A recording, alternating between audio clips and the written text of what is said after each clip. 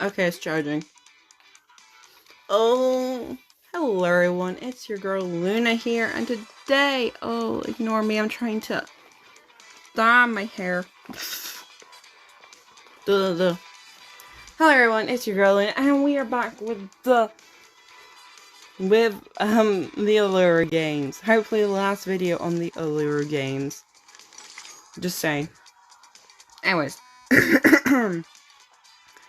Let's continue with part 10. Let's play house.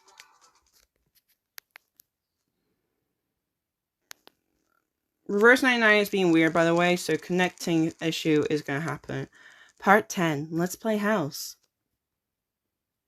Hello.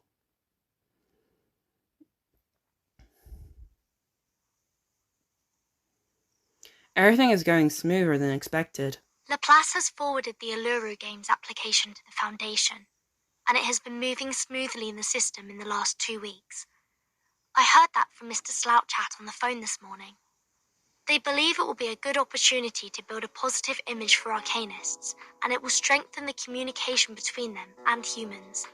The Foundation is happy to see that happen. Then when will we have the result of the application? The procedure is long and complicated. Besides, the safety reports were only submitted a few days ago, so it will take at least 20 days. Okay. 20 days? If we start the construction after that, we'll never make it on the opening day. The engineers said the construction will take at least a month and a half. That's almost the fastest they can do. Can we postpone it a bit more? I'm afraid not. I already postponed it until half a month later for the construction. Summer will be over if we wait any longer. It's okay. We have talked about the construction arrangement. A map marked with writings is rolled out on the table. Ezra draws a new line. We may start the renovation ourselves and move on to other things when we have more people to help. As I demonstrated here, if we plan it properly, we may be able to finish the construction in a month. Oh, Ezra. By then, we can start the event as Miss Bathadia first planned. Gosh, I already checked the schedule 100 times. How did you manage to cut down 15 days from nowhere? This is unbelievable. Ezra is very, very special. Spathadia holds the paper level to her nose and has a read. You're a genius, Ezra. I guess This the is games would good. have died on the vine without you. It's nothing extraordinary compared to what a real human genius can do. Don't forget Arcanists are the pillar of the games. Let me see. Divide the construction team into 3 groups, one building the entrance, and the other 2 repairing the internal ceiling and walls. The internal ceiling and walls? Yeah, we need to make sure it's secure enough. The building is secure enough. So they are gonna need to make sure that the structure is good. Ezra, I have never made that request to the construction team. You must be mistaken. We need not repair what's inside the stadium. Yeah, but we need to check the inside of the stadium to make sure the walls and ceilings are secure enough so then they don't just fall down onto people. I added it to the list. I have investigated the site with some workers from the construction team. The stadium is ancient. The walls are badly weathered and can barely hold up anything. It has become more of a natural scenic spot than a stadium for sports. For safety reasons, we might use a support structure made of alloy to... No! Definitely no! Girly, you need to listen to reason here. I know you want the stadium to stay as it is, but at this point, the Uluru game will be cancelled because it fucking killed someone. You need to make sure that the walls and ceilings are supported well, or else you will be having blood on your hands for it. Spathadia stands up quickly, overturning the chair. This is the Uluru Stadium we're talking about, not some office building on the street. I will not let you in. I wouldn't have left the gate open if you told me your plan earlier. I understand she's sensitive about it, but come on. Girly, you want the Uluru game to actually go through? You need safety measures. You need people to actually be safe in the stadium. Just saying. But what about the audience, Miss Spathadia? How are we going to look after their safety? Exactly. If one of the walls or the ceiling collapses, how can they escape? Nothing like that has happened before. Not even one case in the past hundreds of years. Love! We haven't had the Uluru Games for years, decades, centuries maybe. We haven't had it for a long while. No one has looked after the building. So, of course, it's going to deteriorate. Nothing stays the same forever. We have to foresee the danger before it is too late. I agree They with can Ezra. run away from the danger themselves.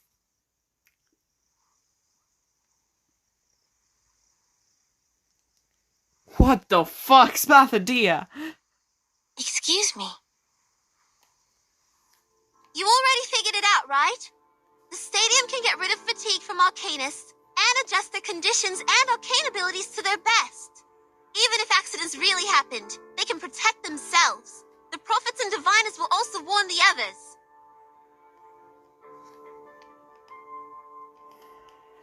We never needed metal bars above our heads to protect us. What about the human audiences? Exactly. Are you just not going to allow any humans to be able to watch the games? Are you just going to ban humans from the area? And even with that extra boost that the stadium gives to Arcanists, if they do too much, they're going to be drained, like you were earlier. There needs to be safety measures to this event. They have no superpower, nor super senses. They can't fly a broom or teleport themselves. They can't even get themselves out of a packed room. In your plan, how are you going to ensure their safety? Humans? What are they doing in the stadium?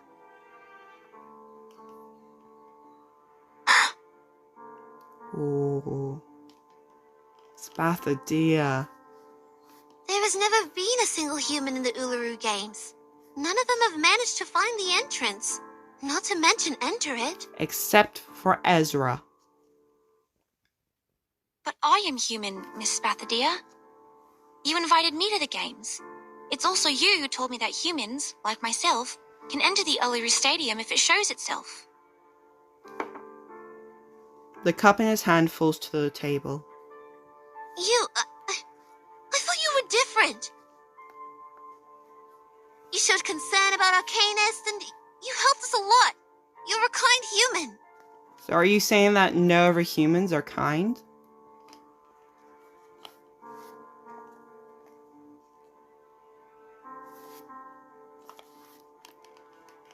Spathadia, from your viewpoint, you don't know every human out there. Not all humans are cruel. Not all humans treat Arcanists rudely or badly or disrespectfully. There are kind humans out there. Are you just gonna think that some rotten ones are just like the majority? But I'm not special. I'm no greater than any other humans. I don't deserve to be treated differently. I'm just one of the majority, an ordinary human. If I can be accepted by the stadium, so can other humans. Ezra presses on the map, dotted with red marks, dragging that Archie drew towards himself. Spathadia, Ezra, guys, calm down. This is not the time for a fight. This is turning into quite a fight. This is not the time? When shall we have it then? This has always been an issue. Since the beginning, Spathadia has already discredited humans from being near the Uluru Games. Like, she was very resistant with Ezra joining in on their journey to find the door to the Uluru Games. This was always up for discussion, for debate. They've just pushed it aside for now. This discussion needs to be had. The world is full of sports games for humans, one after another and another. But this is the only sports game for Arcanists. human games. I don't think Ezra means for humans to participate in the games.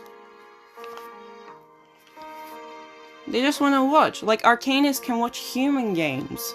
Humans want to watch Arcanist games. Like, all they want to do is watch. They don't want to participate, because that is your stadium. That is the Arcanist stadiums. But they can just watch it. And haven't humans stolen enough from us? They even made our arcane skills accessible to them. They modified arcane gadgets and added some science stuff, and bang! The arcane tricks I know suddenly become something new. Some invention exclusive for humans' use. And now they're even taking away the Uluru Stadium with metal bars! It was me who found the stadium, and I'm not giving it to anyone! Not to be outdone, the girl pulls the map to her side. Taking away? No, I have never thought of taking anything away from you, Miss Spathadia. Ezra just wants it accessible to humans, basically. As I said earlier, of course, no humans are going to participate in the Uluru games, because it's an Arcanist sports. But he wants to make it accessible for human viewers. Humans who want to watch the games. That's it. That's all he's suggesting. No one's taking anything away from her from this. He just wants to make it more accessible. I was just trying to help. Like most of the Laplace researchers. We spend most of our time in the lab. We read, we study day and night. We weren't doing it to make humans noble. Not for Arcanists. Those products and achievements. They are the fruit of the combination of Arcanum and science. They were made to make everyone's life better. One side is full of sullen resentment. Make life better? Get out! You think I never saw the ad of Laplace? Guide Arcanum with science. Tame the orderless power with sense. That's what you tell the people! The other side seemed unwilling and filled with grievance. Spathadia cranes out to Ezra, her face flushed with anger. Sense will guide sentiments, so as to prevent the latter from destroying itself in the flames.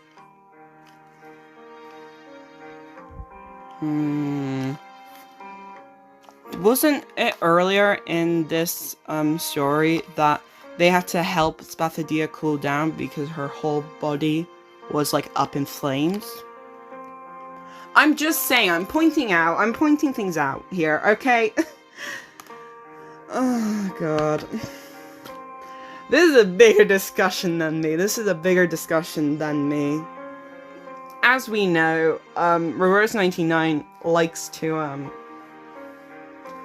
make real world comparisons with racism, mental disorders, and all of that. They like to do that. And this is a very racially strong argument here. I don't feel comfortable. I don't feel comfortable discussing this.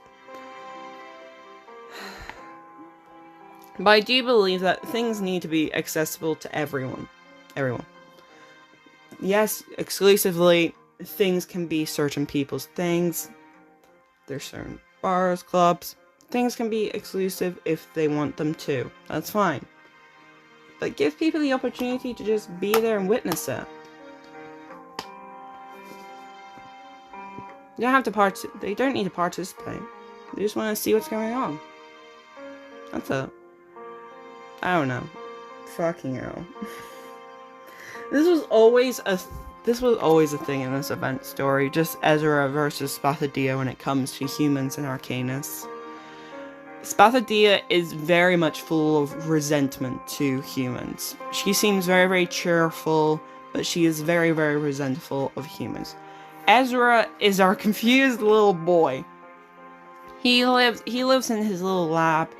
He reads these documents. He reads all these things. He does scientific research. He's not good socially. He doesn't see how the public react to the scientific achievements that him and his researchers do. He just carries on researching. So, the field isn't very leveled here. Unfortunately. You have to tend to the flames carefully, to understand them, protect them from danger. This is what I've been taught, and this is also the principle I've always acted upon. And this very suitcase that we are staying in is also placed at the entrance, made by humans. You shouldn't think so ill of them when you're standing on it. The rational, delicate boy frowns and grips the pen until his fingers whiten. We were only trying to help. That's all. Rip. The drawing is torn into two pieces, underneath which the table is between. Seems like the King's Canyon. I'm out! It's pointless arguing with a rude human who has no respect for arcanists!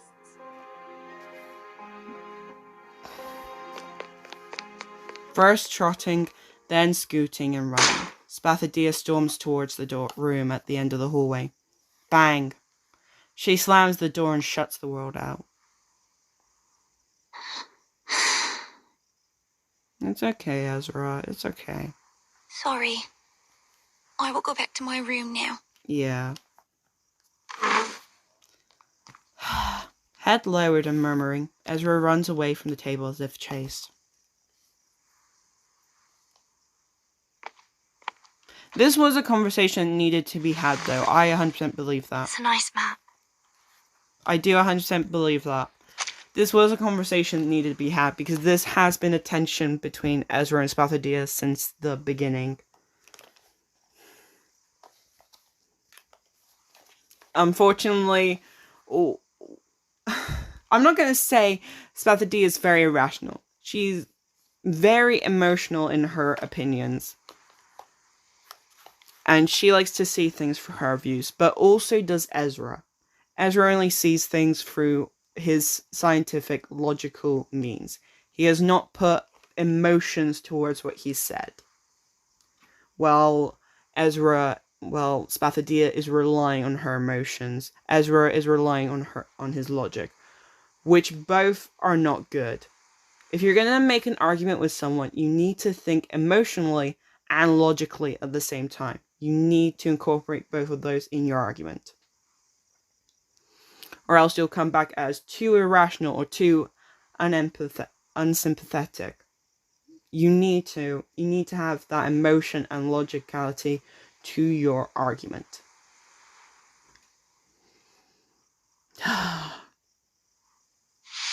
She puts the two pieces together, but the crack on the table still can't be ignored. It shouldn't be left in halves. What do you think? I don't like the idea of giving up. And I have never messed up a job once I took it. Desert Flame pushes the left half of the map towards the burning flame. I'll take care of this, and you look after that. What do you say?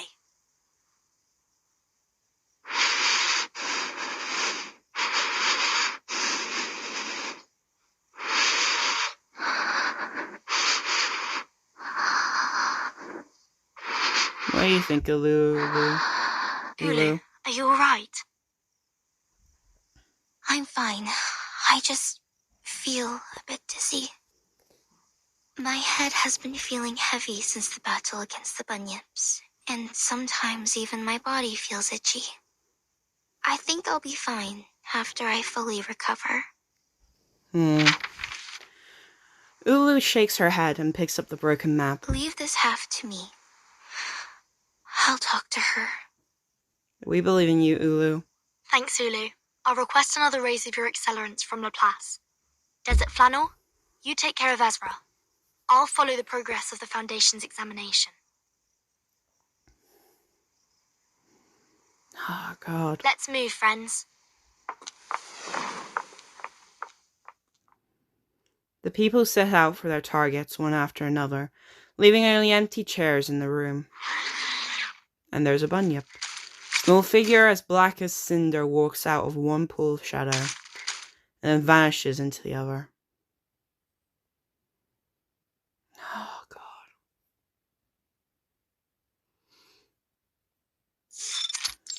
The Australian Nagger office. What the heck did you say? What do you mean, no other progress? Progress of the Uluru Stadium renovation? Who the heck will buy our newspaper for this piece of shit? His mustache quivers with every angered breath. Sorry, sir.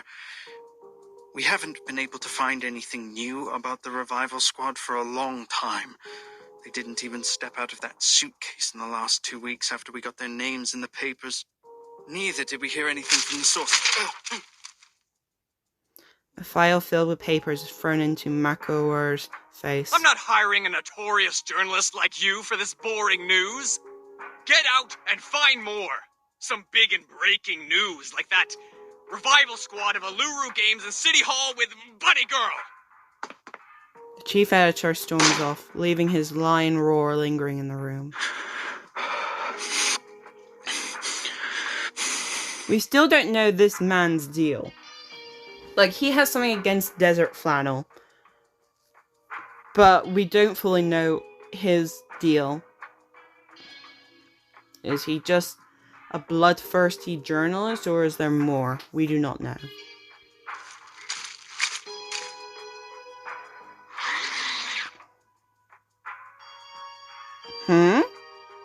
It's you.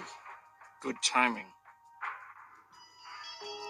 Oh no. Oh no. Oh no.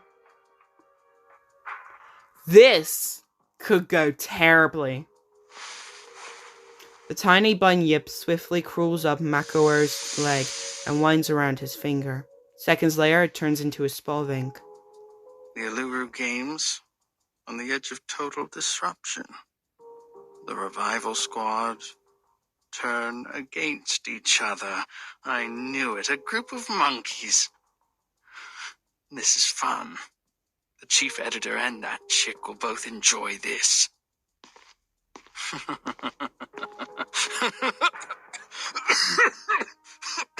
You good, bro?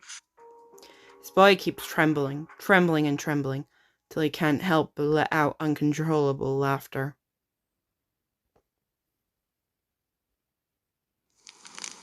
Oh, that was tough. Oh, that was tough. That was a touch read. Okay, what do we have here?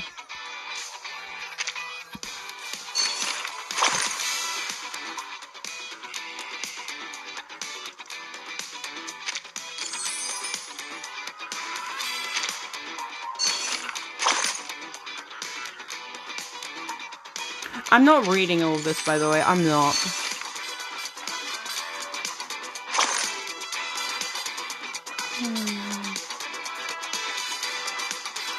I think all of this is about how people can use bunyips, by the looks of it.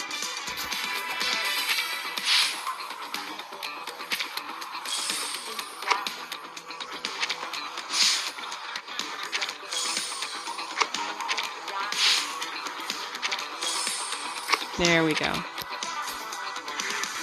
Back to the story. Stadium. Let's go, kids. Oh god, here we go. Part 11. Glass slippers.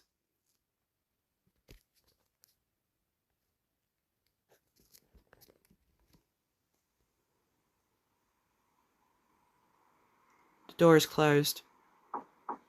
Hi, it's Vertin. Miss Desert Flannel, is Ezra still with you?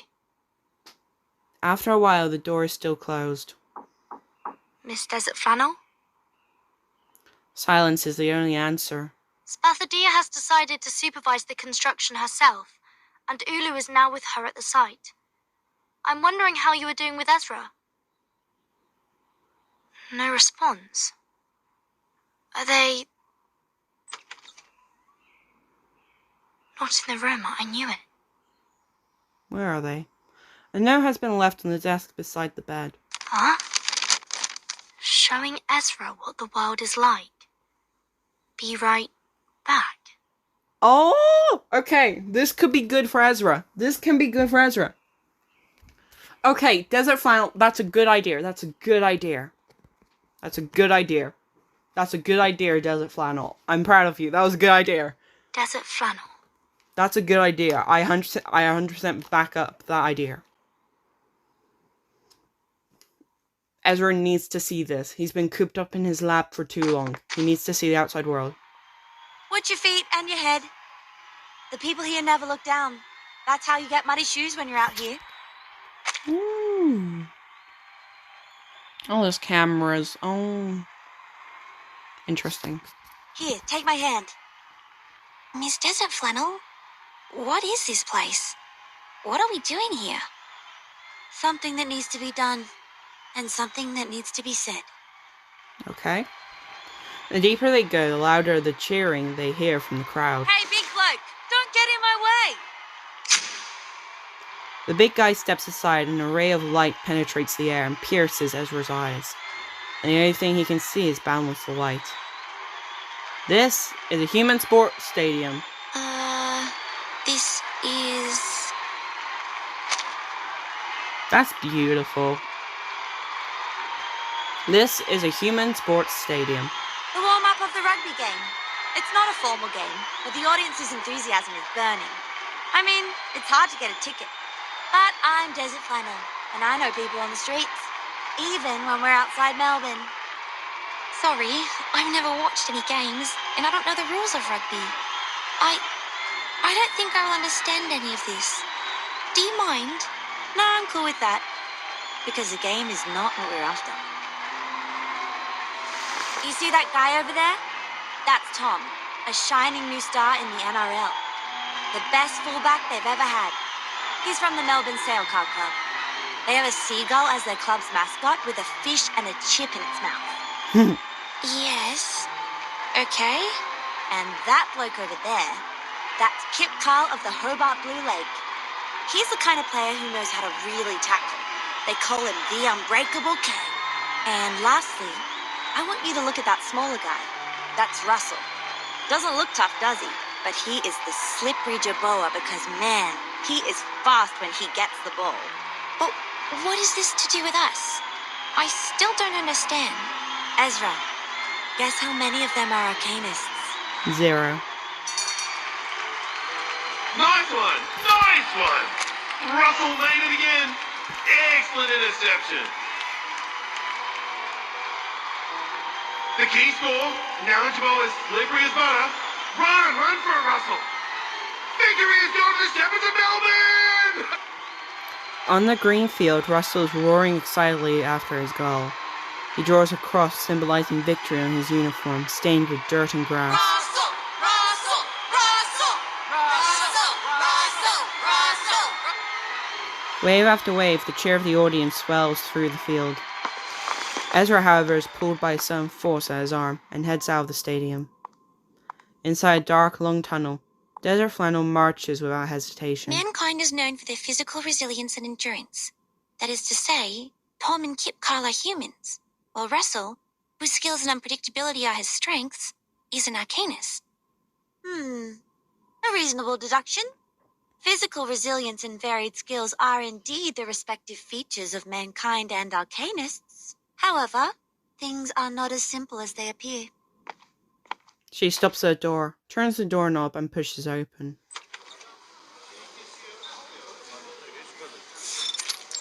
Changing room.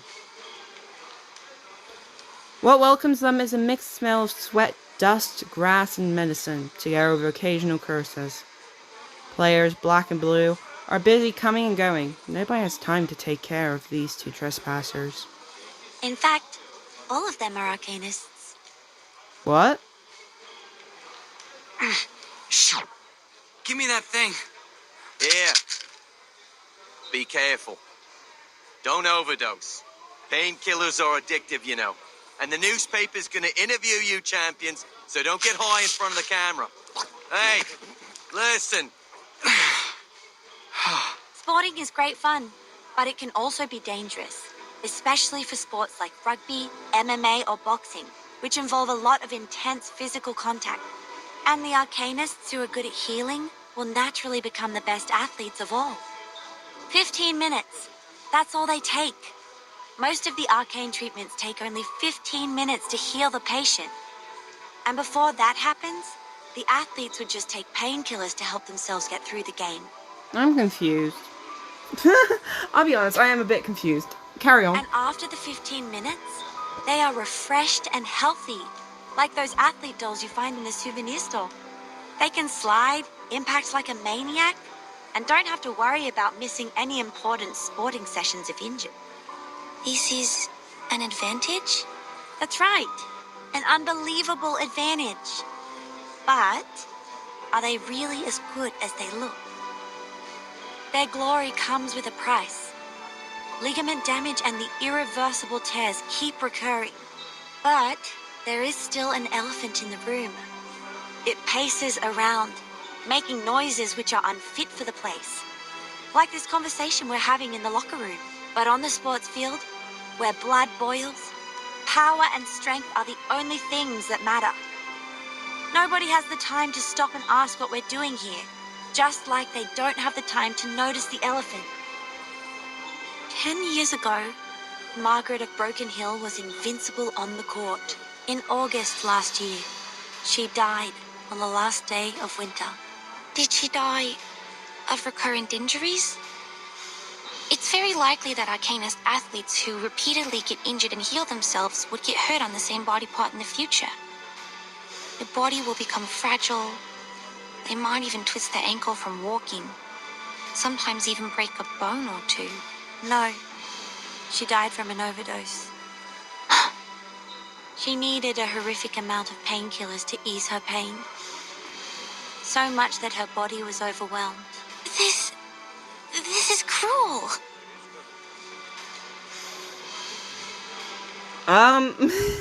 Cruel, yes.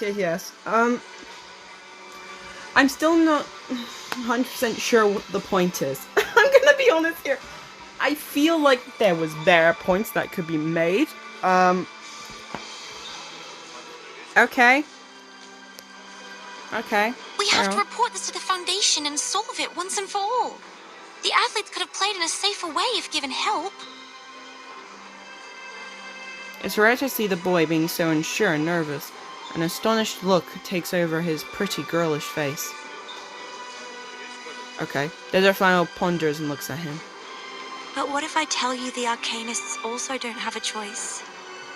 For humans who have the talent for sports, they can win medals with their physical strength. So, Arcanists have to make the most of their advantages to keep abreast with their competitors? She silently nods. I had no idea. I'm gonna be honest, I'm still so confused. I didn't understand, like, half of this. I'm gonna be honest.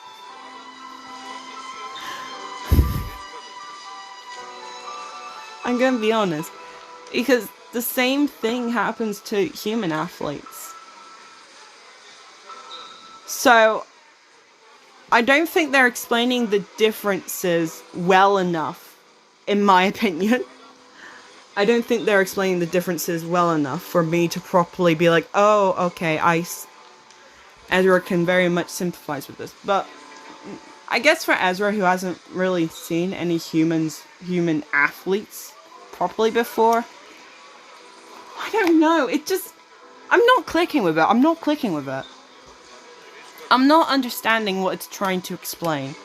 That's what I'm saying here. I'm not understanding what it's trying to explain.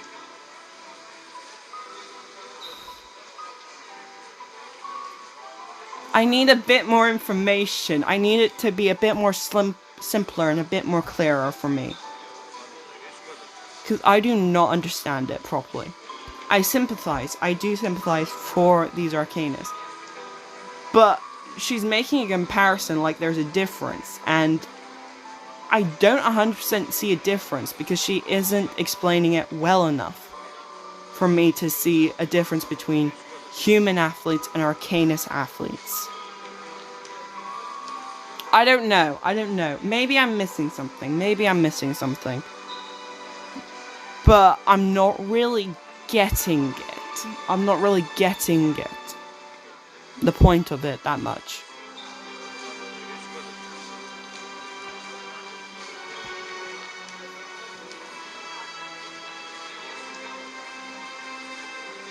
I'm sorry.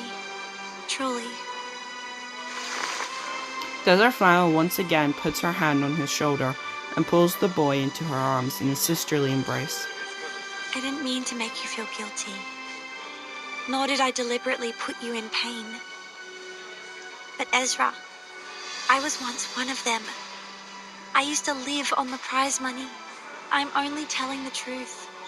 It is happening every day, every moment, and every second.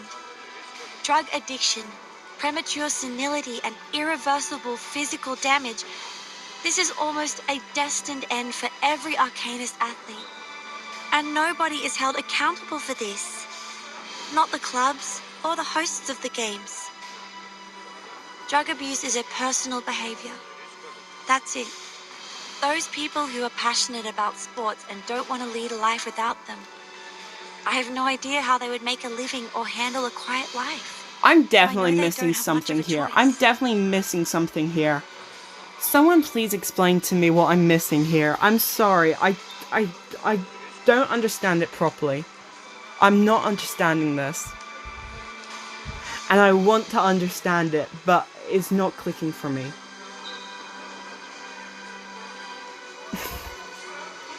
They probably explained it, but it's just not connecting with me. I don't know.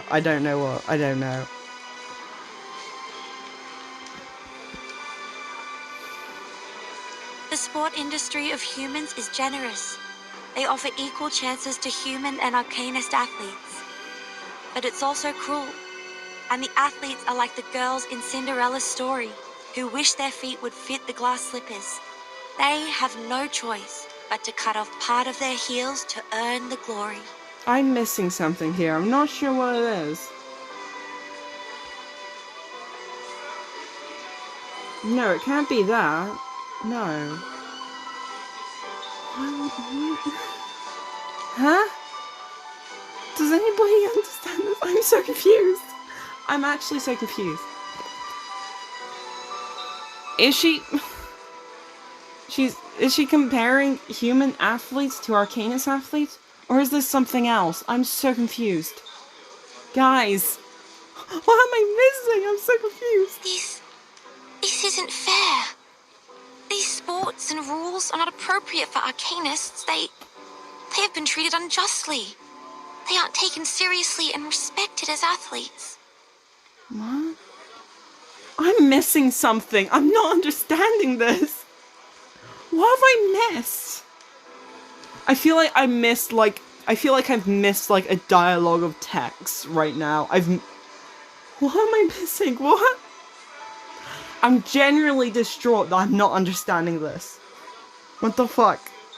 Is Spathadia one of them? Yes, Spathadia is a boxer, if I remember correctly. That's why she was so furious. So the rumor that they are turning against each other is true. Well, who could have predicted this? I did. Camera, this way. This is the human representative of the event. You were that paparazzi. This is not how a polite kid would address others, Mr. Ezra. I am just a concerned journalist who ran into you while reporting a rugby game. Watch your mouth, mister. This is harassment. She covers Ezra and rapidly moves backwards, but behind them are still clicking cameras. We are cornered. Then we will break his camera and let him know the price of being a long-tongued liar. I mean, he's not really a liar, though. It is true. This rival squad is kind of split up, just saying. Who we got here? Yeah, that's good. We'll put Ezra there. And we'll put Lily. No wingman is needed. No, we will put Medicine Pocket. Me? Is everyone else dead? Yeah, we need Medicine Pocket more. And then we'll put you. And now, I belong to this set. Woman! Get moving! Loaded. Leave it to me. Sterilize. That's right! cease resistance. Oh, hi. Like a lighter.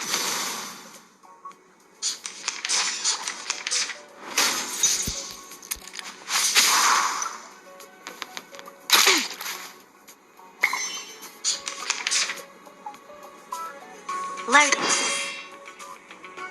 Leave it to me.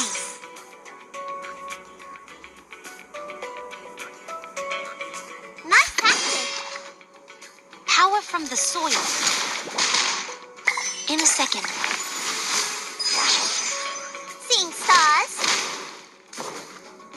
What? I didn't press on them. Ow!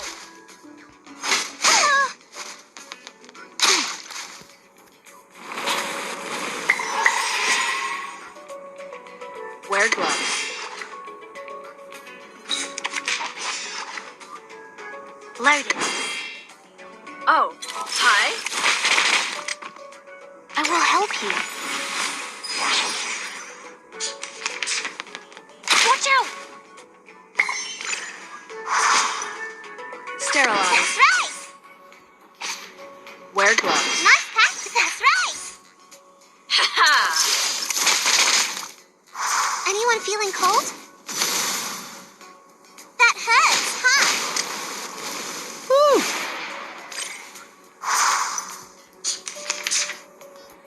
I'm here with everyone. I'm here with everyone. Load it. I'm here with everyone. Load it. Come on, this is the one punch. An amazing discovery. This is so cute. I love this. This is so cute. Please cease resistance. Cheer and witness my victory.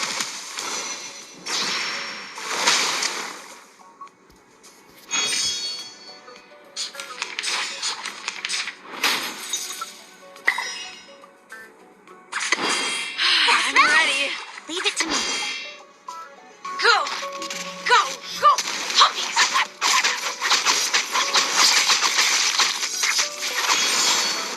Seeing stars. In a second.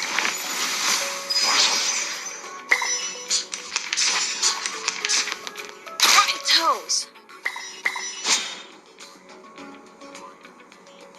Wear gloves.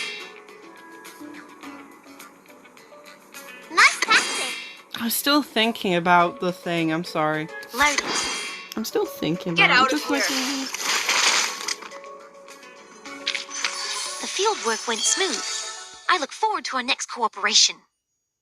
do you know what point of view that I thought that they'd go about this was that arcanists aren't allowed to participate in any sports professionally? I thought that was the take that they were going to take, but that's why I'm so confused with the take that they went with. Just like, what? I'm so confused. I'm still so confused. I'm sad that I'm confused about it because I feel like that I should understand this, but I don't.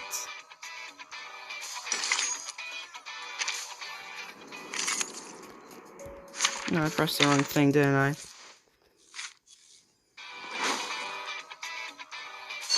There we go.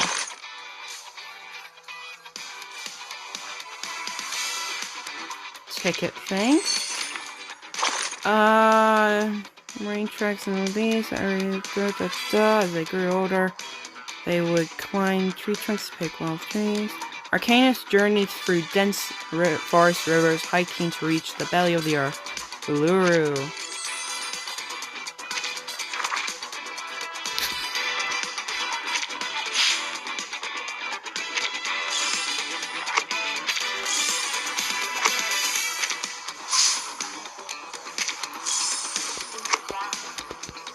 There you go. Okay. Carry on. We're gonna be with Spathadia now. And Ulu. Part 12. Lone Journey.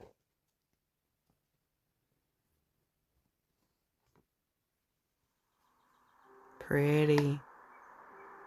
Spathadia, it's not all your fault. The tools are scattered all over the place, but no one is working at the site. The young girl sits on the ground, leaning against the timber and burying her head into her palms. No, you don't have to be nice. I'm not capable of the job. I should have known when I couldn't even fill in some forms correctly. I don't know how to supervise the construction team. They all left and my schedule's in a mess now. I'm hasty and careless. I actually lost my temper with the people who tried to help me. And I also did that to Ezra. Lowering her head even further, Spathadia sobs and rubs her eyes. I know he has no ill intention, and he's not a bad guy.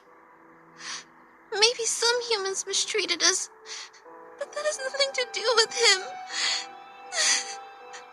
And all the others.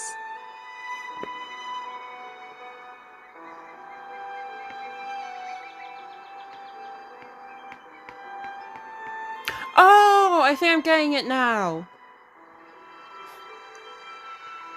I think there's something there. There's something there in my brain that is just like, I'm kind of connecting. There's kind of connection happening. What?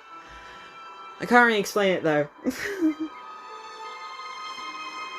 Is it that because Arcanists have more abilities than humans, they're pushing the Arcanists harder than they push the humans? So they make the Arcanists doing even more at the risk of their own health. Is that it? Is that it? I'm sorry. I'm trying to understand, okay? I'm slow, okay? I'm slow. Is that it? Is that it? I hope to God that's it, because I am... Other than that, that's the only thing I can conclusively understand. Could have explained it better, though, if that was it. I'm hoping I got it correct. I should have got out of his face right away. I screwed up the Uluru Games. What I did was not out of friendship or sportsmanship at all. I'm just a nuisance. I'm not qualified for the priestess. It's okay, Spappo dear. You're a little bit hot-headed. That's fine. Everything will be fine, darling. We'll Mommy, fix it. Listen. Come here and listen to me. The flame flies near her and wipes the tears and snot off her face. Everyone makes mistakes. That's what your mom told you when I was still asleep, remember?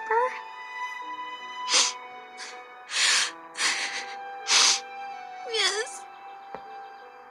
Everyone makes mistakes. Especially young people. We were of the same age in the past. It feels awkward to talk like an elder to you. But now, I have to address you as child. You are 14 now. Remember what I was like at your age? I appeared out of the campfire, so young and naive. My flame was beautiful, yet lethal as well. I couldn't control myself, not to mention understand others. But my situation is different. I said something really bad, and I already... You regret it though, Spathadia. That's something. You've acknowledged that you've said something that has hurt others. And you are guilty, and you feel guilty because of it. That's something. That's something positive. You're growing from it. You're growing from your mistake. You now just need to prove that you've properly grown from it. You're doing fine, Spathadia. You're doing fine. It's impossible that you make no mistake or do everything perfectly. You just need to face them. Exactly. Learn from them. You stepped into the muddy river, that's fine. Just keep going towards the clean stream. I like the analogy. The point is, you must know your mistake and apologize to the friends you've hurt. Ulu is speaking facts. You still have room for improvement and the opportunity to avoid a lasting regret. Lasting regret? What's worse than what I'm dealing with? I can't think of anything. Ooh, I'm screwed. Lasting regret. You never condone? No. You never repent for what you did. You never apologize. You never do something nice. You're gonna hold that guilt with you for the rest of your life.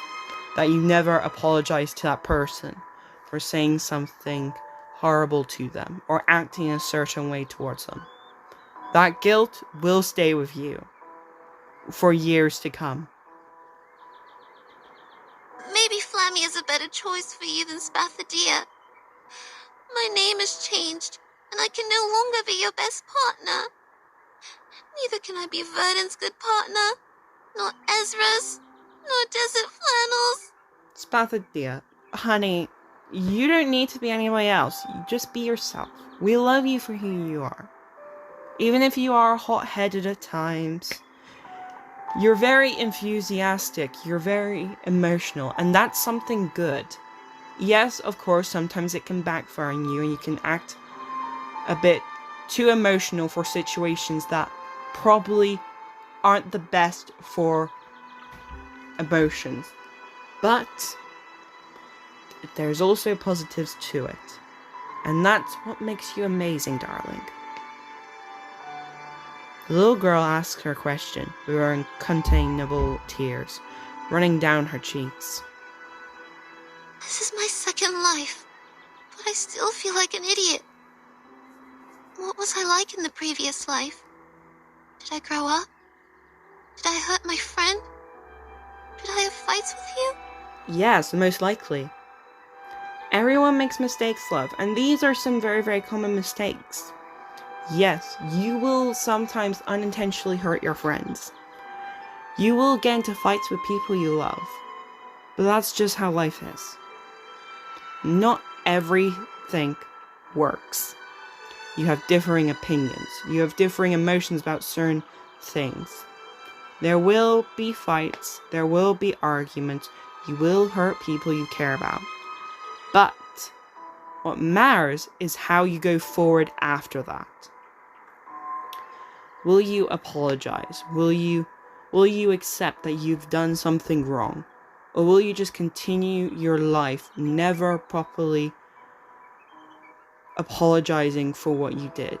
Never properly forgiving people who really there is nothing to forgive.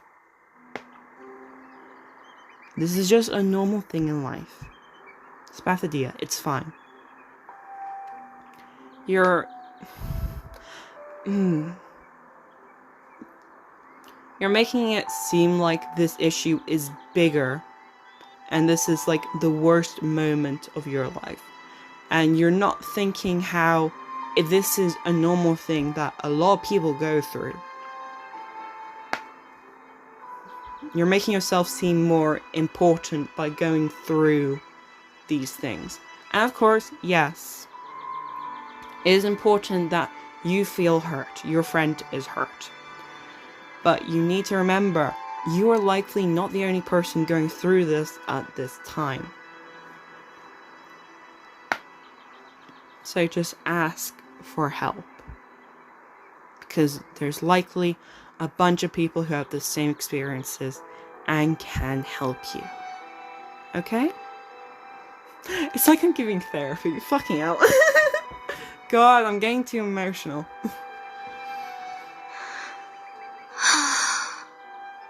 Remember our fight, Flammy?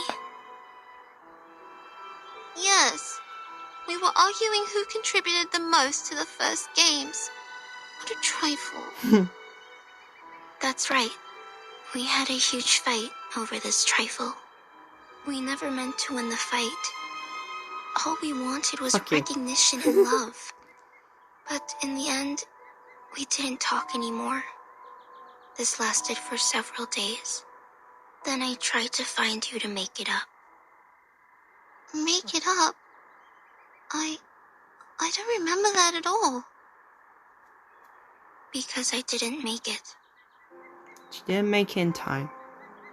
You were in the distance when I found you. The next second, you were attacked by a toxic red snake ambushing from the bush. Its venom made you pass out within seconds. The witch doctors stayed by your bed for 3 days before they sent you to the grave. I didn't even have the chance to apologize. Oh god.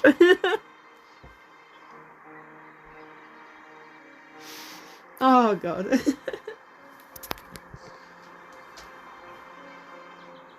Oh god.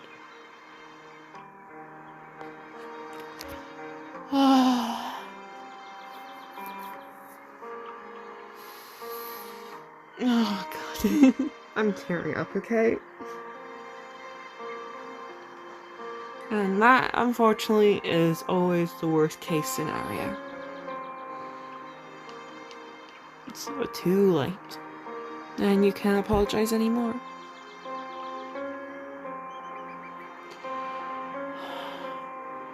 The dim flame keeps flickering. Large tears rolls down Ulu's face and drop into the fire, evaporating into steam, sizzling. You never grew up, my friend. I'm already an old flame after such a long time, while you are still a teenage girl. So, I'm really happy to see you again, and really sorry that we once grew apart. Oh, I see. Ulu. Thank you for telling me, Ulu. Spaffity opens her arms and wraps her friend. She feels tears dripping on her chest, but soon they get warm inside the heat of the flame. You are in my heart, dear friend. We once burned together as a whole. No one knows my heartbeat better than you do. I will grow up as you wish. I will find Ezra and make it up to him. Isn't that convenient? Here we are. Good timing. Hair messed up, the owner of the voice supports herself with hands on her knees, panting. Desert Flannel, Ezra, what's the hurry? Oh, they got cornered by paparazzi. Or that. That was... Hell, those guys were chasing us like crazy. Anyway, that's why we are out of breath. A paparazzi was following us, and as we were running in the desert, we ran into a bunch of thorny devils. I see. We'll deal with this problem before we talk. Give me 5 minutes. They will no longer be a problem for us. Oh god, I'm actually tearing up. No, because what Ulu went through, that is something that unfortunately a lot of people have gone through. They never managed to, like, forgive or apologize before it was too late. And I'm so sad for those people who go through that. Because that's, like, one of the worst things. Because then it feels like a punishment to yourself, and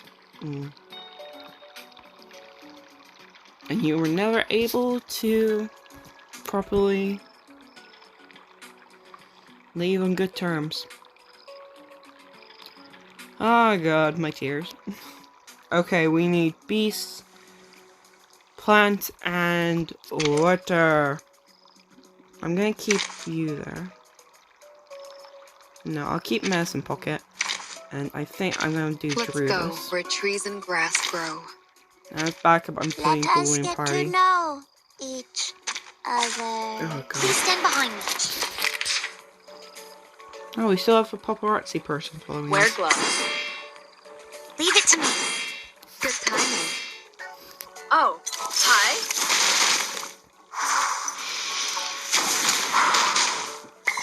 Frost you with the armor of the forest.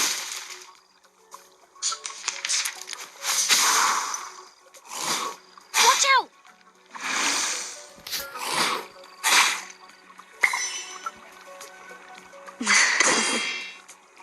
Sterilize. Loaded. No need to look back. I'm losing my patience.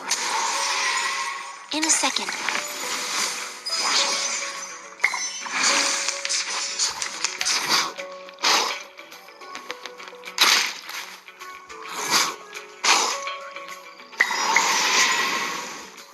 Good timing.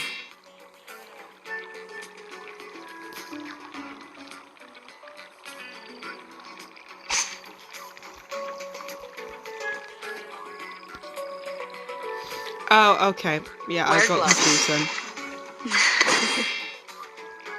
That's Good because timing. you don't have any. Get out of here.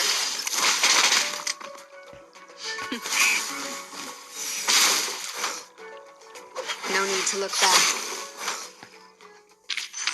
Huh? It's already over?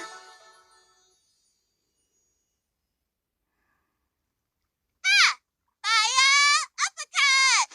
Uppercut!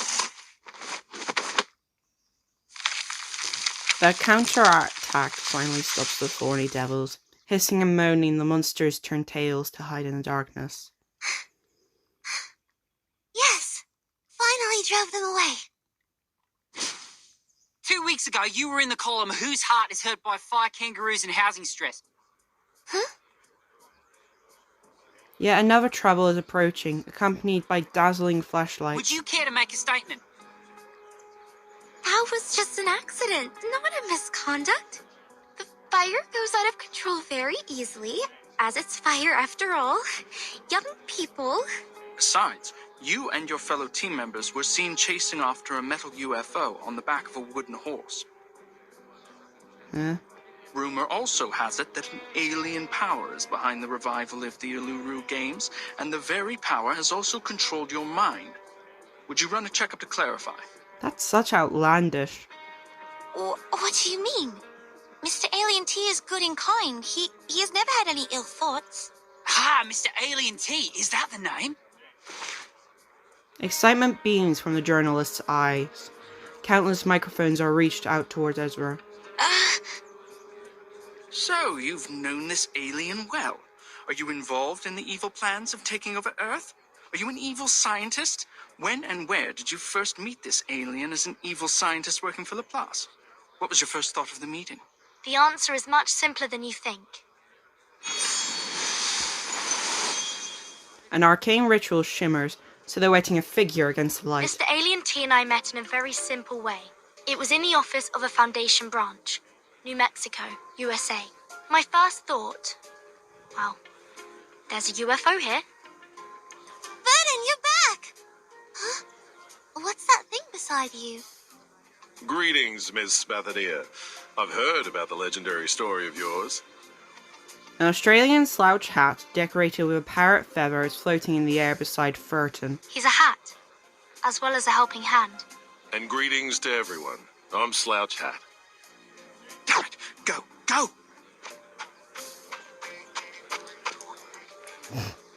Unlike them, I'm sure most of you in the media industry know, or at least have heard of me. Slouch hat flies in the air elegantly, as if its invisible owner took it off from their head and put it before its chest and bowed to the people. I'm a member of the Northern Australia Rangers. Also, the spokesman of the St. Pavlov Foundation, Australia branch. These days, the reopening of the Uluru Games has attracted much focus, and speculations have reached such a pitch that we have to respond. Here, I will answer your questions about the Uluru Games. Finally, someone from the Foundation is backing us up. Yes, boy. Starting from you, the ardent Mr. Makawar. Called by their names, the leader of the crowd slowly turns around. Of course. It's my pleasure. Talk him down. Slouch hat, talk him down. Motherfucker. Did you see Mako's face? Oh, it made my day. I feel happy, contented, overjoyed. Now that we have the Foundation's people on our side, he can rough for good. You know him well. He's our enemy, Vernon. We don't know why, though, properly. He's your enemy? Mind what you're saying. We are not enemies. I don't even know him. Okay, then what's with the distaste? You don't even know him?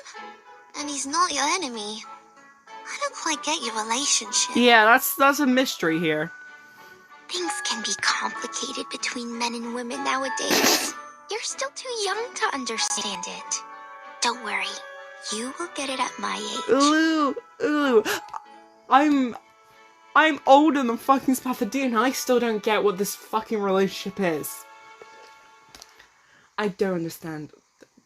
Macaware's and Desert Flannel's relationship is weird. I don't understand it. He makes horrible articles about Desert Flannel. But we don't know why he does so. Why does he target her? So it's a kind of experience one must grow old enough to learn. I'm confused. The current life expectancy is 50 to 75 years. I don't think I will ever reach your age. No. Don't put it like that. You're confusing the kids. Thank you. Desert Flannel, can you please explain clearly then? Because I'm also confused. Desert Flannel bounces up from the sofa, waving her arms between Ulu and Ezra to separate them. All right. Now I, as one of the parties involved in this story, will explain it to you very clearly. Okay, explain it to us. Oh, wait. What? Where's Ezra? He's not here. He just went back to his room. He didn't come out when we left. Rubbing her neck to clear her throat, Desert Flannel nods in the direction of Ezra's room. Are you going to talk to him first, or will you stay for my little anecdote? I won't tell the story again. It's way too embarrassing to tell twice. I'd leave Ezra for now. Let Ezra think on what he's seen. Let him just stow away for a bit, okay? The girl hesitates. The kid can never say no to a story. I'll listen to your story first, and then I'll go talk to him right away. Hello, I want the story, please. To be continued. Okay, I better hear about this story in the next part. I better. Oh, God.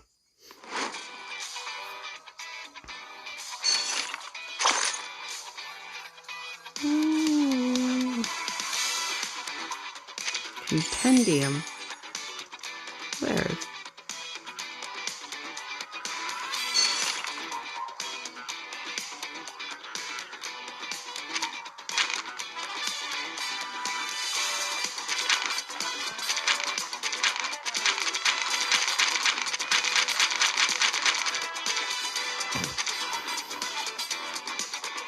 I'm guessing that's when they found out that. Alright. Clay. Thank you. Clay. Thank you. Where do you go here? There we go. Thank you. Oh, I like the little character that Ulu has. That's cute. Hang on a second.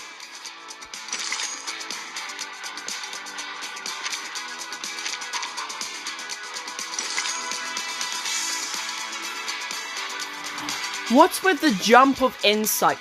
Excuse me? I can't do that. No, I legitimately cannot fight enemies with Insight 3. Everyone is at Insight 2. What the fuck is this jump? Huh? Huh? Huh?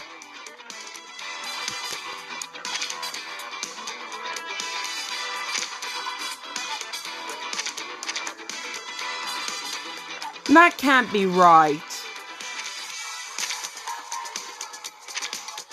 What the fuck?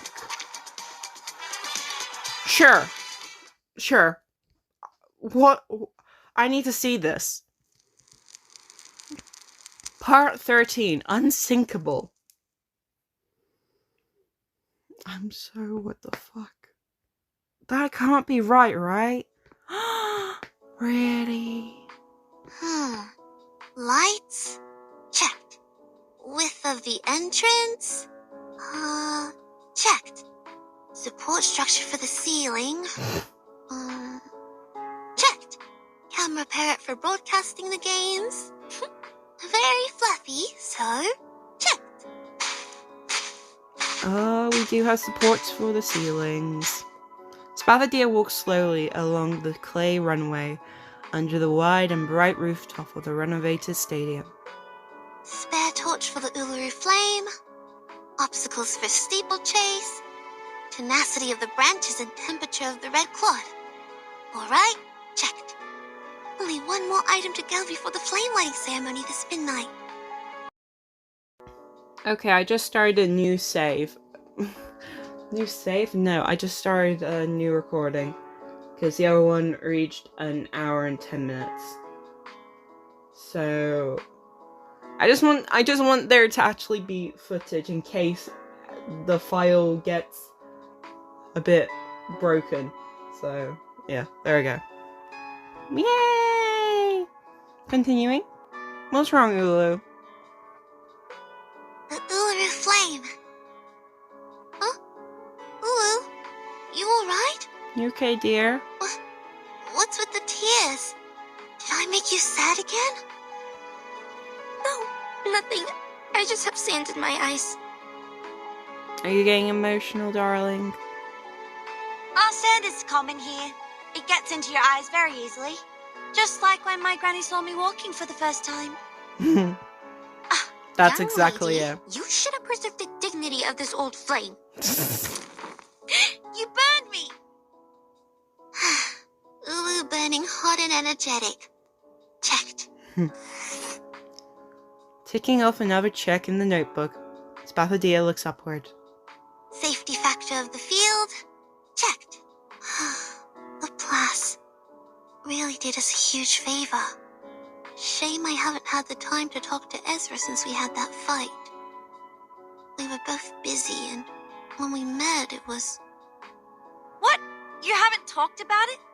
But I didn't feel anything wrong between you two. We did make up, that's for sure. But you guys didn't have a conversation, a proper conversation about it.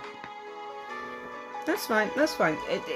Sometimes you need time to actually properly have a conversation about the situation. We never really talked about the fight.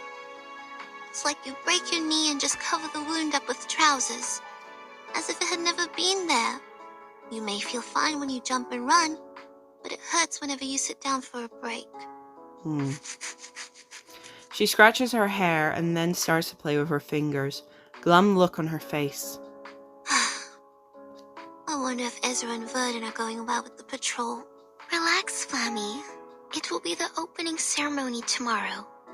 Our checklist is even more intricately designed than a robe made with pine needles. Besides, the bunyips haven't turned up in quite a while.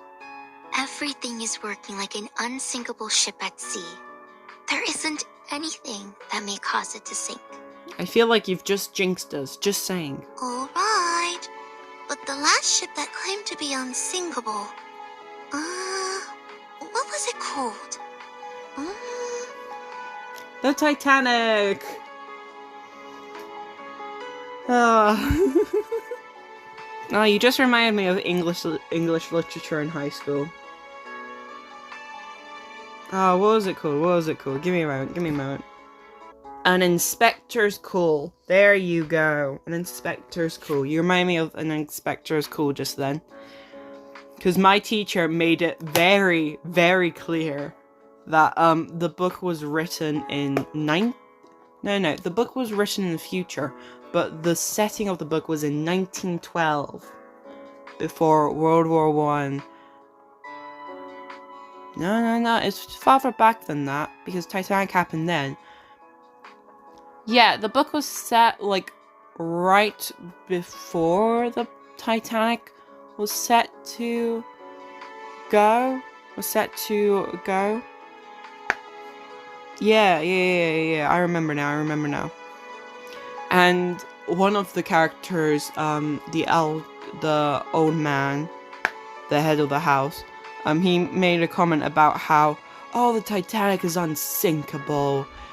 Such a grand, just a grand thing. And then, of course, ironic. Ironic now. Because it did sink, and it was a tragedy. Tragedy. English. But yeah, you just remind me of that, with that.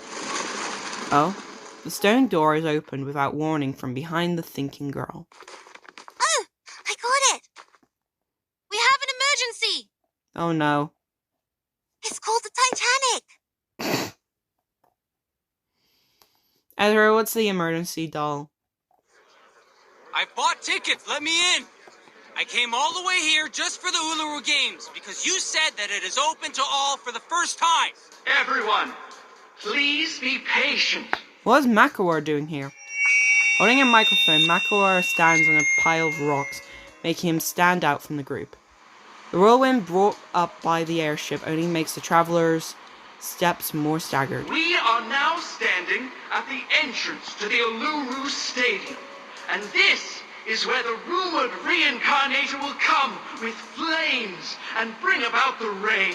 What the fuck are you talking about, dude? The rain will comfort the thirsty travelers and soothe their dry heels. I guarantee you, as the ambassador of the Okay, game, fuck off. no matter what your lineage is, you are welcome here as long as you have a ticket. All you need to do is wait patiently and with sincerity. Okay, Makawar, fuck off. You're not here. Sincerity? We followed the guide and circled around the desert for a whole day. We need water and food. Some kids have become dehydrated. Yes, we need water. We need to get into the Uluru Stadium. You've promised us. We need water. We need to get into the Uluru Stadium. We need water. We need to get in the Uluru Stadium. That's right. Yes, that's right. You crafty bastard. Revival Squad, I'm sure you will enjoy this gift from me. We need water. We need to get to the Uluru Stadium. We need water. We need to get to the Uluru Stadium. Absolute bastard. Getting louder and louder, the rumble shakes the whole desert and echoes above the giant rock. Gosh, it's him. That guy. How shameless. We never sold a single ticket or invited so many outsiders to the game. How can they tell such a lie? So then they have something good to report, love. He's whipping up public opinion. Just his greatest strength. I took a glance at the crowd. There were at least 3,500 of them out there. Not a number Macau can incite alone.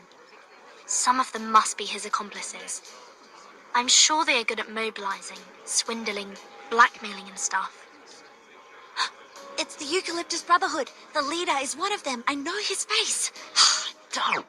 Seems like they're not going to make this easy for me since I took their tickets. And there's Makawa. How convenient for them. We can't just leave them here. Outside the stadium, they have no food or shelter.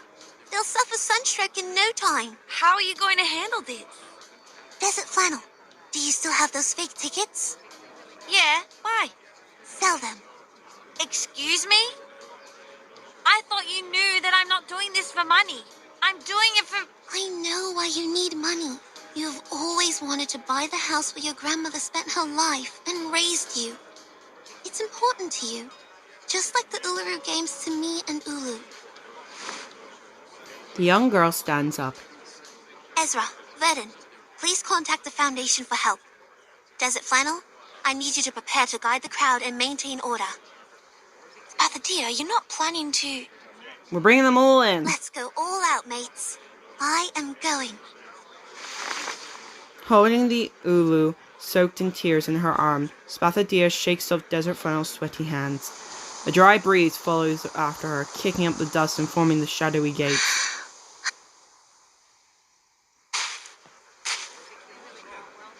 Everyone, your attention, please. The crowd's attention turns, murmurs surrounding the girls like a vortex. That is the door to the Uluru Stadium. Behind her. She's the girl in the newspaper. What? That girl is the reincarnator?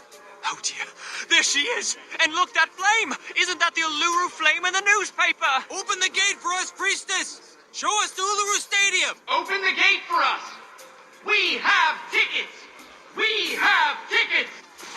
Standing above the crowd, Makua raised hands, showing everyone the ticket. Open the gate for us! We have tickets! We have tickets! Like a summoning, a tumultuous clamor goes up from the crowd, punctured by Makua's questioning. Look at those girls, my friends. That is Miss Lithodia and Miss Ulu. The newspapers have been praising them for facilitating the union of mankind and the Arcanists, bringing back the true spirit of sporting events and calling them the pioneer peacemakers. In the name of the Uluru Flame, I swear it's not a lie. Of course. You are not lying. You never lie. But Makua, you lie. No lies have been spoken. Every word was true. A junior student from Melbourne, an old soul, a reincarnator. What's her attitude and what will she do? Please, find out with me. Someone tell this guy to shut up. Oh? The microphone in his hand points up at the sky, reflecting the airship's spotlight, glaring down at Spathadia.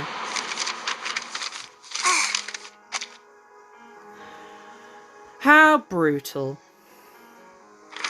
Scattering audio photos fall from the sky. Humans? What are they doing in the stadium? People hear Spathadia's voice crystal clear. The world is full of sports games for humans. One after another and another. Guide Arcanum with science. Tame the Orderless power with sense. And now they're even taking away the Uluru Stadium with metal bars. That's... How ridiculous. She said she stands for peace, yet she has never considered mankind's safety, technology, assistance, or rights. Arcanus. That's all she's talking about. It's the voice of... the priestess. How could she say that? Nonsense. It is the first Uluru Games with the help of Laplace human technology. They've been talking about equality, peace, and love all the time. Damn you! How could you be so despicable? All the constructions are built by Laplace. These are all human contributions. I'm out of here. It's not the Uluru Games. Not the one I heard from my grandma at all. We should believe that. She's an honest girl. She would never have lied. Miss Spathadia, did you really say that? Yes, she did. But you are using private conversations. Passes the microphone to Spathadia with a celebratory flair. Bunyip appears out of his cone. His body starts swelling as it devours the air. From the turmoil of lies and distrust, it gains additional power. Flammy, confront it, light it up, conquer it, and make it burn. I will. I know what my duty is.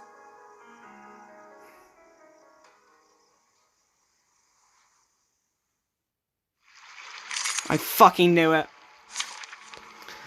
A temporary balancing of encounters. The battle will enter balance mode. Unbalanced characters will have their level, psyche, and character resonance raised too. Okay. In balance modes, your character's psyche and character resonance levels will be adjusted. Characters and psyches below the balanced level will be raised to the balanced level, but cannot exceed that level. Character resonance not yet at the balanced level will be raised to the set level for balanced mode, but cannot exceed it.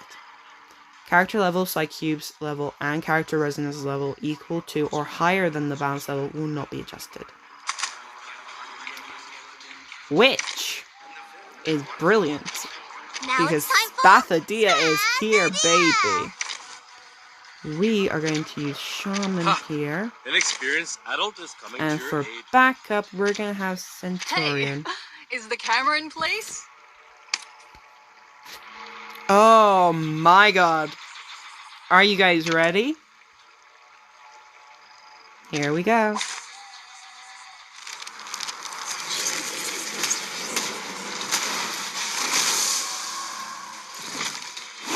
Oh my god. I, priestess of the Uluru Games, and my friend, the Uluru Flame. Both of us stand right here. We will not tell a lie or evade any questions. That's right. we stand right here. It's time we put an end to all these slanders, Mr. Makawa. Brave decision.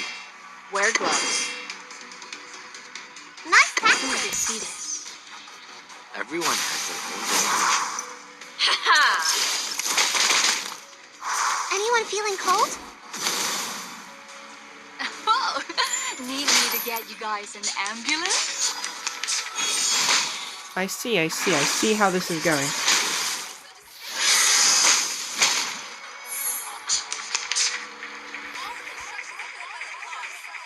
Yeah, I know. Sterilize. That's right! Recommend. What? You still don't recognize me? What about now? That hurts, huh? Hold on to that. Oh, good for you.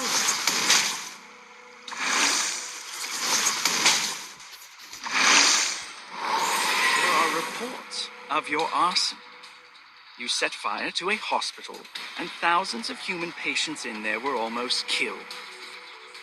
This is supposed to be an unforgivable felony, yet you are still standing here.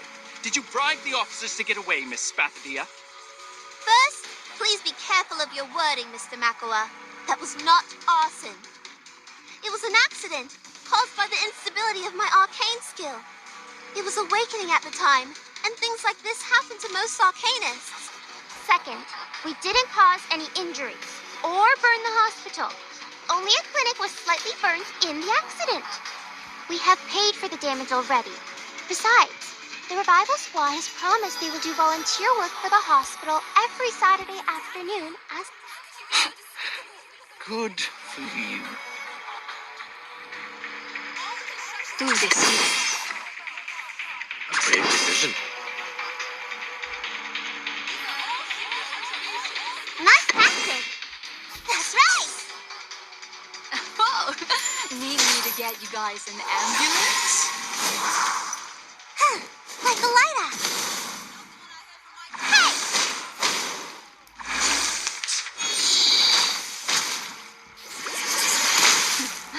Inventarlo de nuevo? The bunyip is weakened. Now go for it, Flammy. Everyone here. Is your Golden Gate too good for the tickets we paid for? Are you shutting us out? Tickets you paid for? Are you sure the Uluru Games has ever sold any tickets? Guys, please check your tickets and compare them to each other's. I believe they have different sizes, textures, and printing methods, which indicate they come from different producers. That's right. If you know the local gangs well, now you should realize the staff who brought you here and those marshalling the crowds include some familiar faces. They are Tommy, Jackson, and Cameron, gangsters from the Eucalyptus Brotherhood who made their first pot of gold by selling fake tickets. And you, Mr. Makawa, speak for them. Yeah, I know. Come on, this is the one pack. Wear gloves. Sterilize. Hey! Don't be shy. Cheer and witness my victory!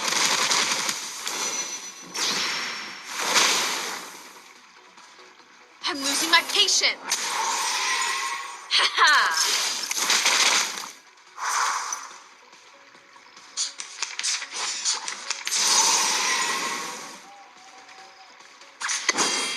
I'm ready. Nice tactic.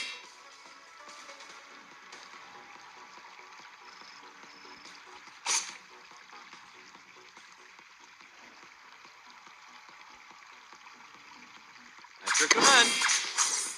I'm ready. That's right. Nice tactic. Hoo! Ha! Hoo! Go! Puppies! I'm in tense focus mode, sorry. That hurts, huh? Hey!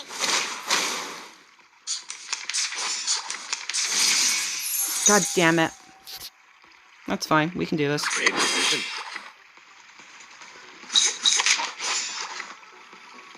At your command. Tú decides. Everyone has their own definition. Who? Ah! Who? Hey! Don't be shy, mi amigo. Let's dance. I've gone careless.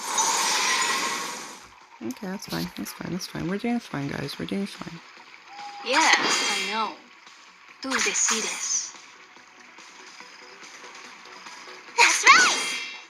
Now, let me choose two lucky guests. Need me to get you guys an ambulance? Time for a special massage.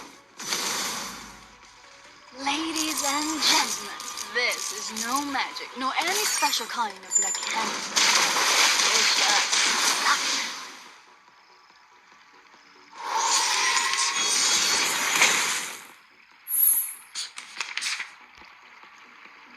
Wear gloves. Tú decides. A brave decision. And we'll do this.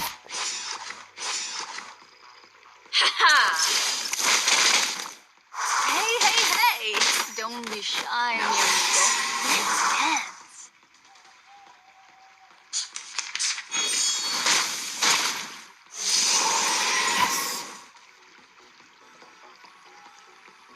All right, deep Come breath on, in. this is the one test! I'm ready. Yes, I know. Give me a hand, friends. I can't do this alone. Okay, we're doing good. We're doing good. We're doing good. Cheer and witness my victory!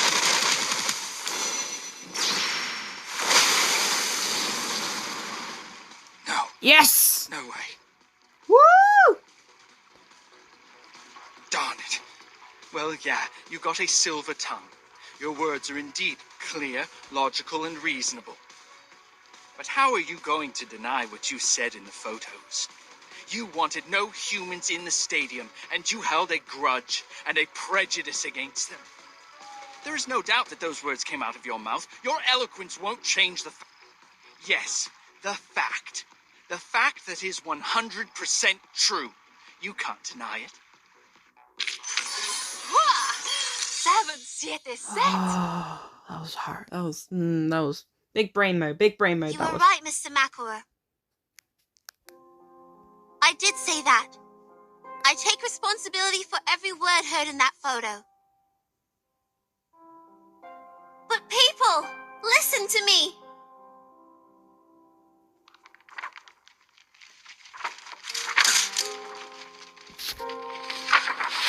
Those words are wrong. So am I. I am a fool, an idiot, the stinkiest rotten egg in the kitchen. I've seen countless humans on my way here, from Melbourne to Alice Springs, and then Uluru. I've met the construction team from Laplace, the receptionist at City Hall, considerate doctors, and my first human friend, my good friend. In the past, I saw humans as the other kind. I thought they were unreasonable, cruel people who deceive others with bureaucratic jargon.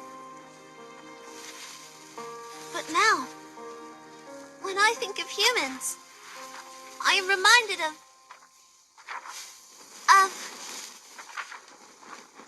of my friend. My gentle, brave, smart, selfless, clumsy human friend. Aww. Ah! Smile, girly. Smile, smile, smile. What?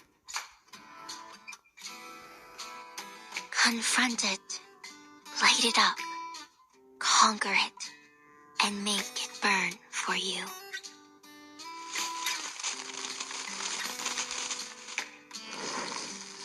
The flame lit by Uluru burns all the way to a crawling bunyip. In an instant, the only thing left on the red soil is burned ashes.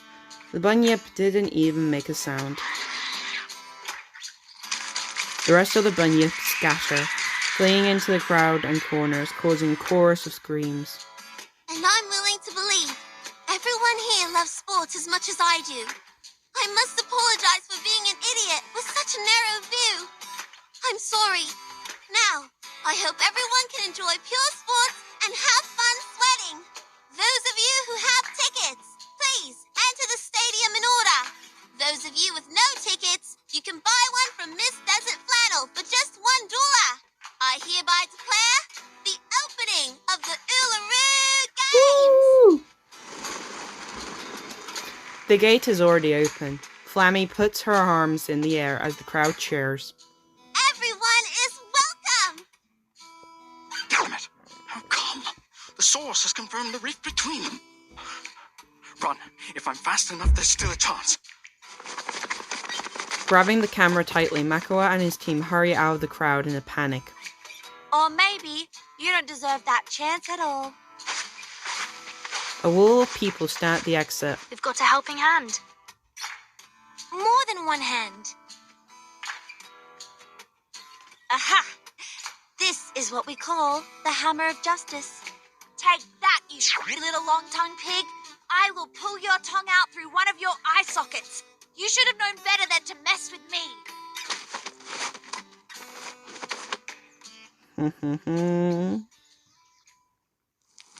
To be continued.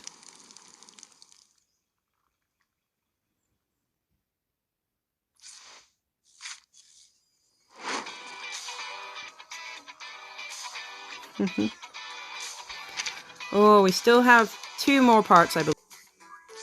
Woo!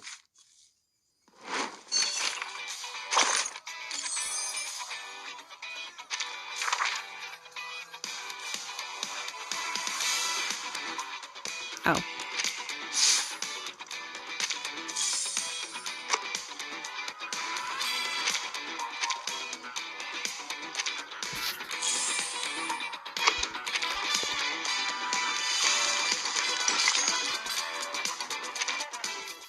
Come on, we got some stories. Part 14. The Epic of Runners.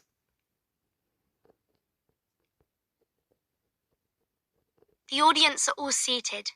No stampede or jostle, not to mention injury. All the human athletes have registered, and their mixed sporting events with the Arcanist athletes have been properly planned and are ready to start in 3 days. I'm done. I can't even move a finger right now. This is almost a miracle. Everyone is running for the tremendous workload like a python trying to digest an elephant. Fortunately, they managed to complete all the work just on time. Come on, Flammy. It's our turn. Ah! Look at this girl! Again, we walk on this glorious path together, Ulu. Oh my god, you can see Ulu. Run. Get yourself running, child. Light up the Uluru torch, as you have promised. As I have promised. Her ribs tremble excitedly as Spathadia's heart flutters like a bird, now flapping its wings to fly away.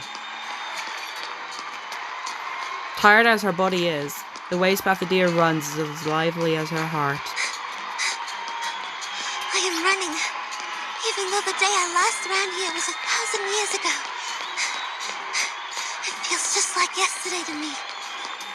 I ran across the long track, stepping on the burning red soil. I am sweating, like a sparkling star. I am going to the top of the stadium to light up the torch. Lula? Lula! Have I grown up as you wish? Am I new and different now? Cheers, songs, whistles, and clicks encourage the girl forward. She runs as fast as she can, cooling out. This is just a moment of my life, but I know you've waited 1,000,000 days and nights for it. I want you to be proud. I want you to be happy. My friend, my dear friend. You are already my Flammy, but you are actually more than that. You are also my Spathadia, my little girl. Aww. You have grown up as I have dreamt of countless times. The snakes here didn't lay a single tooth on you. Both your body and mind are intact. Oh shit! What's that? The Uluru flame is dropping water.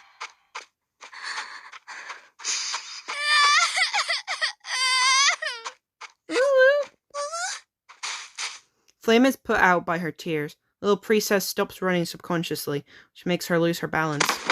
She falls forwards to the ground. Flame! The Uluru flame! It's... Ulu, you okay?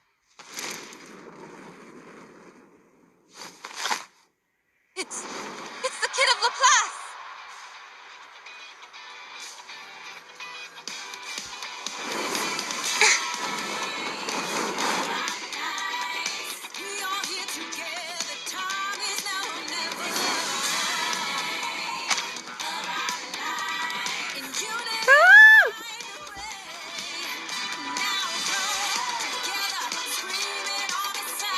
Flame!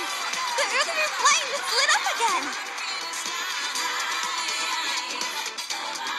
The flame that revives is burning in their joined hands, feeling warm and comfortable. Ezra finally hears the people's cheers as he looks around at a loss. We did it! The opening ceremony took place just as we planned. Yes, yes!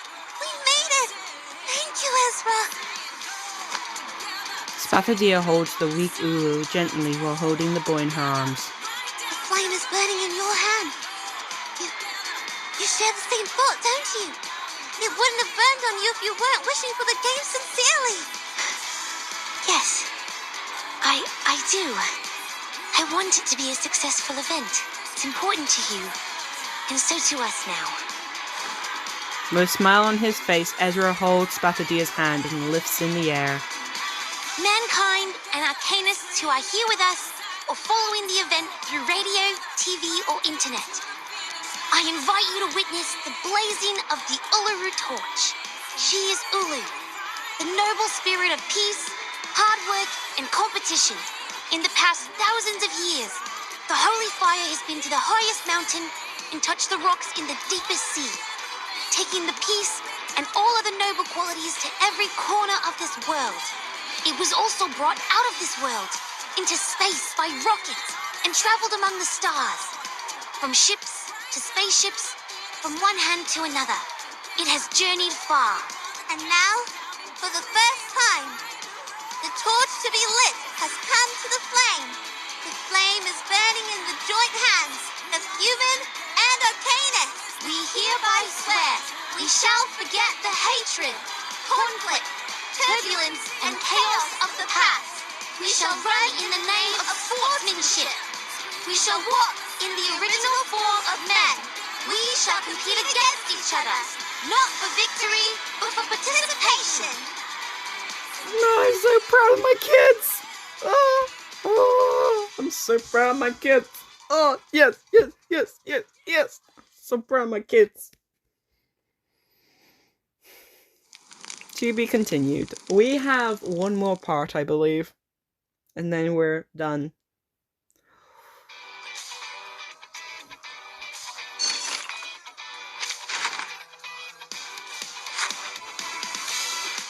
A character with 3 legs.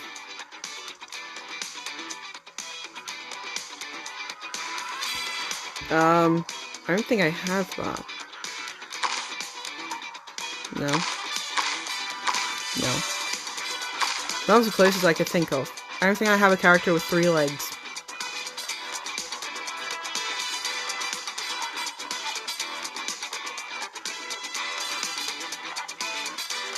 No, I don't think I do. No.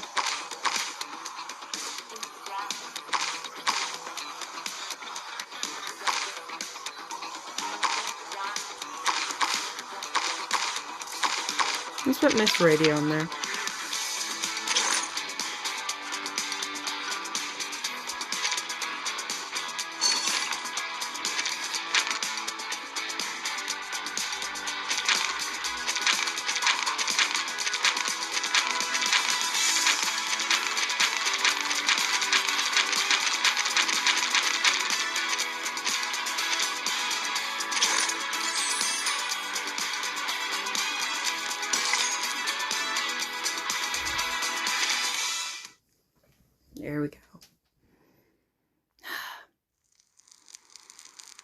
Part 15, The Uluru Guardians.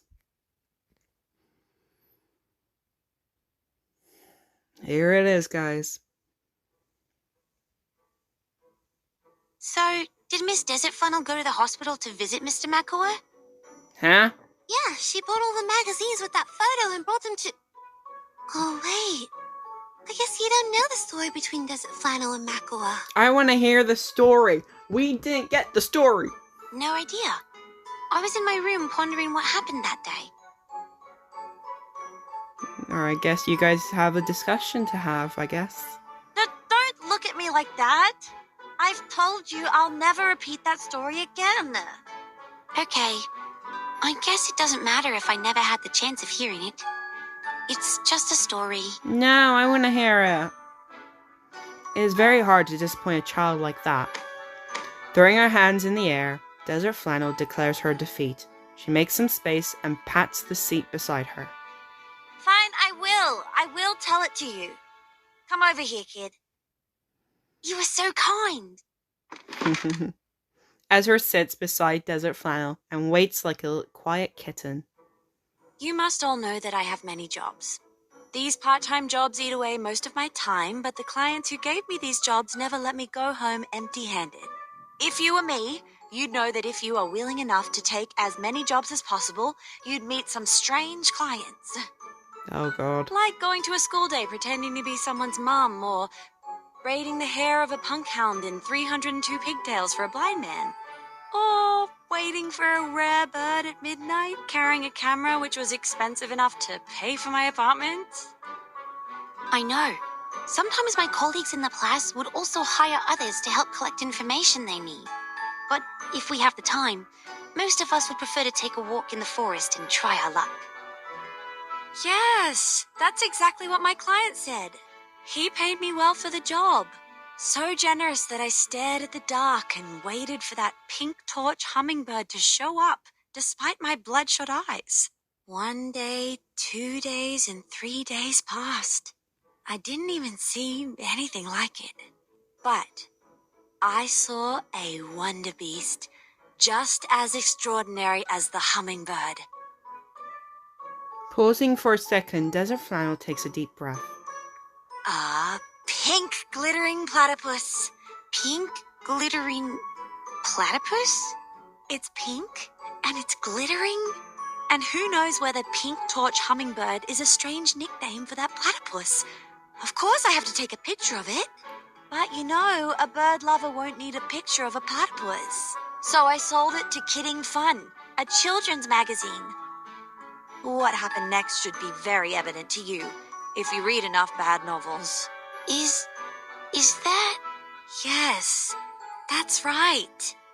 That platypus was Makua, who took the transformation potion.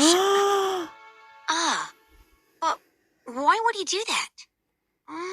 Perhaps he was looking for some fun, or maybe it was an accident.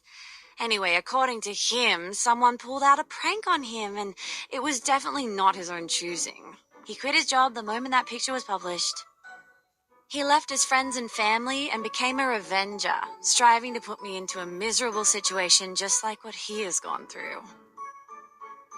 So this time, after I made this fortune, I bought the apartment and every copy of that issue of the magazine. Were you planning to sell them all to Mr. Makua? No, of course not. Who do you think I am? I picked him up at the hospital, took him somewhere quiet, and burnt all the magazines in front of him. He was, oh my gosh, crying so loud. That was pleasant to hear. On the other side of the curtain, a young female voice interrupts the conversation. Miss Desert Flannel, Miss Fathadia, and Mr. Ezra, the interview is ready to start. Please follow me to the stage. Yes. In a minute. The kids move before Desert Flannel does. Spathadia gets closer to Ezra and asks a question quietly. Did you get the ending of the story? No, not really. So there is something neither Arcanists nor humans can understand. Perhaps we can ask Vertin later. She's a bit older than us, but but she's not here today. I think she went to the stadium with Ask Miss the Lily. adult. Burton is the closest thing to an adult within her squad. Okay, drew this. But still. You okay, Ulu? The gold-swallowing crowd, the apocalyptic hedonism, and the adventure on the island of numbers. So this is what the world has become when I was in slumber for all these years. I have experienced countless rains, and have even seen the rainbow above Uluru, but I've never seen anything like the storm.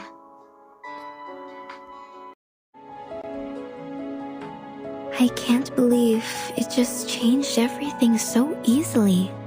But the Uluru Stadium is still here. I know there are spots with mysterious power in this world. They can provide a slim chance of survival in the storm, and the stadium is exactly one of them. Such a place will be desired by different forces one day. It's just a matter of time. Like the Manus Vindictae you talked about. To them, the Uluru Stadium is like a piece of meat to a hungry wolf.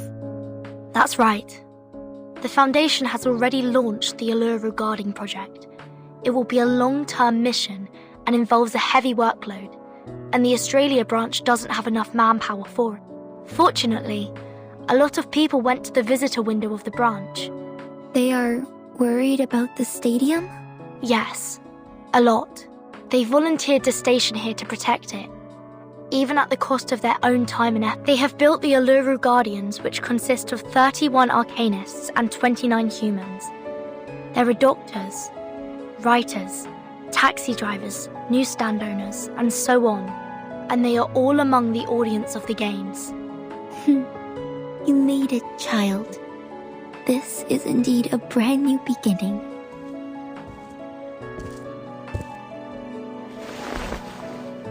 That's why I want to keep it here.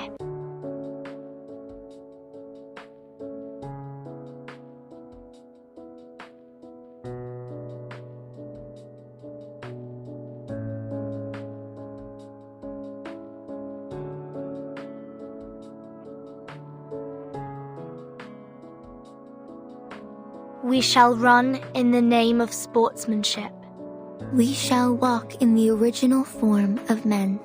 We shall compete against each other, not for victory, but for participation, by both human and arcanist.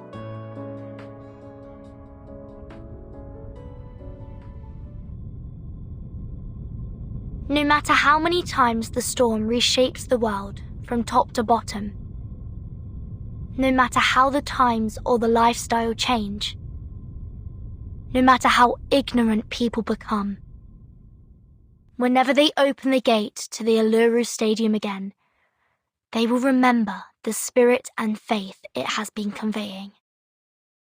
Things will change in the unstoppable river of time, yet the Uluru Stadium shall remain forever.